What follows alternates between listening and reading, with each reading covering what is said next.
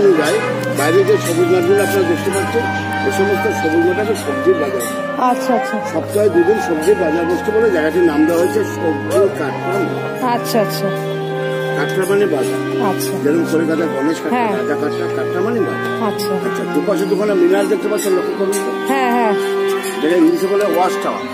এই wash tower থেকে দুটো কাজ করা হচ্ছে। দুটো কাজ করা হচ্ছে, সকাল বিকাল আজান দেওয়া। আচ্ছা। বর্তমান যখন মসজিদে কিংবা মন্দিরে মাইক চালাচ্ছে তখন কিন্তু মাইক ছিল। আচ্ছা। 300 বছর আগে মাইক ছিল না, তাহলে কি করে আজান দিত? এর উপরে উঠে টিনের চুল কিংবা বাঁশের চুল দিয়ে আজান দেওয়া হতো, বহু দূর থেকে শোনা যেত। এখন যা মাইকে শোনা যাচ্ছে তার থেকে অনেক বেশি, কারণ তো ফাঁকা জায়গা। আচ্ছা আচ্ছা। আমরা কিন্তু মধ্যে ব্যবসা দিয়ে প্রবেশ করি। আচ্ছা।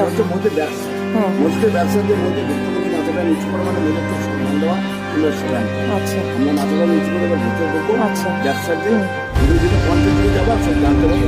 আচ্ছা আচ্ছা। দাদু ভালো লাগছে, দাদু ভালো লাগছে এখানে, ছেড়ে দিয়ে যাবো।